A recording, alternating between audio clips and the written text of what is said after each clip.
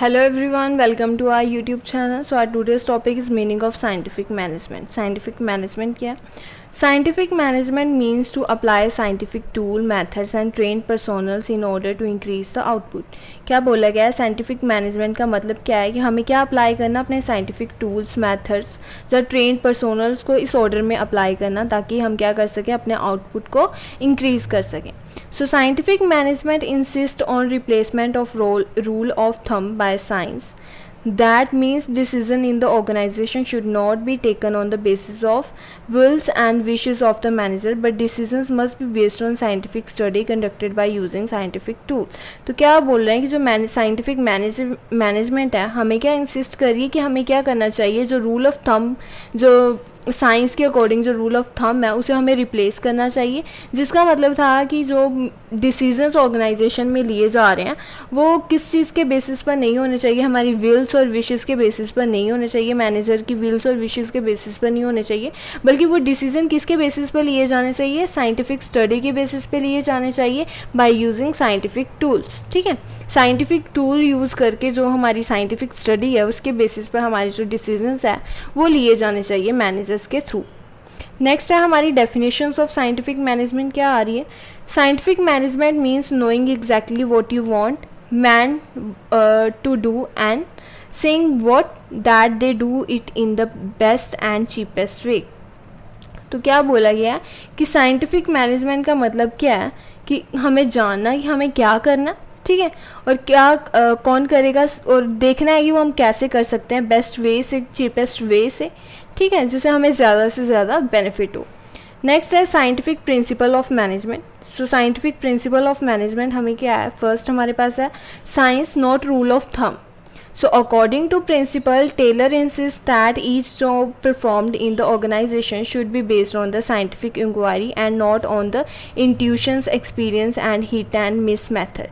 तो क्या बोला गया है कि according to this principle, इस प्रिंसिपल के अकॉर्डिंग टेलर इंसिस्ट कर रहा है कि जो भी जॉब परफॉर्म की जा रही है ऑर्गेनाइजेशन में वो किस चीज़ के बेसिस पर होनी चाहिए, साइंटिफिक इंक्वायरी के बेसिस पर होनी चाहिए, ना कि किसी तरह के इंट्यूशन, एक्सपीरियंस या किसी हिट एंड मिस मेथड के बेसिस पर होनी चाहिए. ठीक है, so he says that there must be thinking before doing.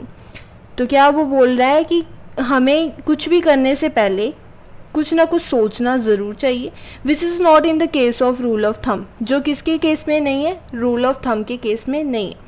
So rule of thumb means dictatorship of manager, whereas scientific decision are based on the cause and effect and scientific measurement of the method and the way of the production. तो क्या बोला गया है कि जो rule of thumb है उसका मतलब है कि जो मैनेजर की डिक्टेटरशिप चलेगी, जो मैनेजर बोलेगा बस वही होगा. ठीक है, पर जो साइंटिफिक डिसीजंस हैं वो किस चीज़ के बेसिस पर है, cause and effect of the scientific measurement. ठीक है, जो मेथड्स और कई अलग वे ऑफ प्रोडक्शन से बने गए हैं. ठीक है, तो क्या बोलेंगे कि हमें जो साइंटिफिक डिसीजंस हैं उसके बेस पर क्या करना चाहिए, अपने डिसीजंस लेने चाहिए, ना कि रूल ऑफ थंब के बेसिस पे. So there is only one best method to maximize efficiency and this method could be developed by studying and analyzing, not by rule of thumb. तो क्या बोला गया है कि जो एक बेस्ट मेथड है एफिशिएंसी को मैक्सिमाइज करने का, ठीक है, ये क्या बोला गया कि बेस्ट मेथड है. So this method could be developed by studying. ये मेथड जो है वो सिर्फ कैसे डेवलप होना चाहिए, स्टडी के थ्रू डेवलप होना चाहिए, हमारे एनालिसिस के थ्रू डेवलप होना चाहिए, ना कि रूल ऑफ थंब के थ्रू. नेक्स्ट पॉइंट है हमारा harmony and Discord. So according to this principle, those who work together in an organization must work in harmony, that is with mutual give and take and proper understanding. तो क्या बोला गया है कि इस principal के अकॉर्डिंग हमें जब भी काम करना है हमें मिलजुल के ऑर्गेनाइजेशन में काम करना चाहिए. Must work in a harmony मतलब कि म्यूचुअल गिव एंड टेक होना चाहिए, प्रॉपर हमारे बीच में अंडरस्टैंडिंग होनी चाहिए. So generally in every organization there are two groups of people, working group and management group. तो क्या बोला गया है कि हर ऑर्गेनाइजेशन में दो तरह के ग्रुप होते हैं, एक तो होता है वर्कर्स ग्रुप और एक होता है management group. So and both them groups work as a rival of each other as workers always feel that they are underpaid. तो क्या बोला गया है कि ये जो दोनों ग्रुप्स हैं ये दोनों आपस में क्या फील करते हैं, राइवल्स की तरह वर्क करते हैं एक दूसरे के साथ. वर्कर्स को लगता है कि वो क्या है, अंडरपेड है. ठीक है, एंड ओवरबर्डनड है with the work and management always feel that the worker are good for nothing. तो वर्कर्स को क्या लगता है कि हम अंडरपेड हैं, ओवर बर्डन किया जा रहा है हमें वर्क के साथ, और जो मैनेजमेंट है उसे लगता है जो वर्कर्स है वो गुड फॉर नथिंग है, वो कुछ भी नहीं कर रहे जितना उन्हें पे किया जा रहा है। So in this principle Taylor insist that there is need for both the group to change their attitude for each other. तो इस प्रिंसिपल के अकॉर्डिंग जो टेलर हमें क्या बता रहा है कि इंसिस्ट कर रहा है कि देखो कि जो इन दोनों ग्रुप्स को क्या चाहिए कि आपस में अपना एटीट्यूड क्या करे, एक दूसरे के लिए चेंज करे। So he insist on mental revolution which means complete change of attitude and outlook for each other. तो ये क्या वो क्या इंसिस्ट कर रहा है कि वो अपने मेंटल रेवोल्यूशंस को देखे, जिसका मतलब है कि अपना जो चेंज करे, अपना एटीट्यूड चेंज करे, एक दूसरे के लिए अपना आउटलुक एक दूसरे के लिए चेंज करे। They must develop positive thinking for each other, एक दूसरे के लिए वो पॉजिटिव सोचें। Work with harmony and avoid discord as their objective are in a one direction only.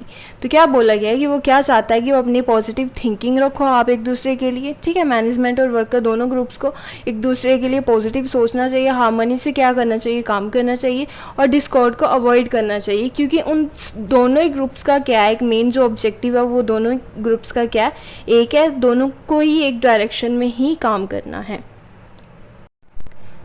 Next point है corporation not individualism. So according to this principle, work must be carried on in cooperation with each other with mutual confidence and understanding for each other। तो इस principal के according क्या बोला गया है कि जो हमें काम करना है कॉर्पोरेशन में, ठीक है, एक साथ मिलजुल कर करना चाहिए, म्यूचुअल कॉन्फिडेंस और अंडरस्टैंडिंग के साथ करना चाहिए। So workers and manager must work in a corporation. क्या बोला गया है कि जो वर्कर्स और मैनेजर्स हैं उन दोनों को ही क्या है, कॉर्पोरेशन में काम करना चाहिए। The manager must take in confidence before setting up the standard task for them. तो क्या बोला गया है कि जो मैनेजर्स हैं कॉन्फिडेंटली उन्हें क्या करना चाहिए, अगर कोई स्टैंडर्ड टास्क उन्हें सेटअप करना है तो वो कॉन्फिडेंसली वो काम करें, बिकॉज व्हेन स्टैंडर्ड्स आर और targets are set up in the consultations of the work then they will try their best to achieve it. तो क्या बोला गया है कि अगर मैनेजर उनके पॉइंट ऑफ व्यू भी लेगा, ठीक है, अगर टारगेट उनकी कंसल्टेशन वर्कर्स की कंसल्टेशन के साथ किया जाएगा सेटअप, तो उससे क्या होगा कि वो भी क्या करेंगे, उस टारगेट को अचीव करने के लिए अपना बेस्ट प्रोवाइड करेंगे। To have corporation management should welcome good suggestion of employees and they should be rewarded for their suggestion। तो क्या बोला गया है कि जो कॉर्पोरेशन मैनेजमेंट है वो क्या करे, जो एम्प्लॉयज़ के गुड सजेशंस हैं उनके साथ काम करे, ठीक है, और उनकी सजेशंस के लिए उन्हें रिवॉर्डेड भी करे। So at the same time workers should not go on a strike and make reasonable demands. और इससे क्या होगा, जो वर्कर्स क्या हैं वो भी खुश रहेंगे, वो स्ट्राइक्स वगैरह पे नहीं जाएंगे, जब कोई अनरीजनेबल डिमांड नहीं करेंगे। So there must be open communication system. तो क्या होना चाहिए, क्या बोला गया है कि इन दोनों के बीच में एक ओपन कम्युनिकेशन सिस्टम होना चाहिए। So according to Taylor there should be an almost equal division of work and responsibility between workers and management. तो क्या बोला गया है कि टेलर के अकॉर्डिंग इन दोनों के बीच में क्या होना चाहिए, almost equal division of work होना चाहिए, ठीक है, और रिस्पॉन्सिबिलिटी होनी चाहिए वर्कर्स और मैनेजमेंट के बीच में। सो all the day long the management should work almost side by side with the worker helping encouraging and smoothing the way for them। तो क्या बोला गया है कि जैसे जैसे मतलब वो वर्कर्स काम करें, मैनेजमेंट को भी क्या चाहिए, वो उन्हें क्या करें, अप्रिशिएट करें, उनके वर्क के लिए उन्हें इनकरेज करें, उनकी क्या करें, हेल्प करें, जिससे क्या होगा उन दोनों ही ग्रुप्स के लिए क्या रहेगा, ईजी रहेगा। नेक्स्ट है development of workers to their greatest efficiency and prosperity. So industrial efficiency depends upon the efficiency of workers. तो क्या बोला गया, जो इंडस्ट्रियल एफिशिएंसी है वो किस चीज़ पर डिपेंड करती है, वर्कर्स की एफिशिएंसी पर डिपेंड करती है। So worker efficiency depend upon proper training and their selection. और वर्कर्स की एफिशिएंसी किस पर डिपेंड करेगी, उनकी प्रॉपर ट्रेनिंग और सिलेक्शन पर डिपेंड करेगी। So Taylor insist due care should be taken while selecting the employees and after selecting they must be given job according to their qualification।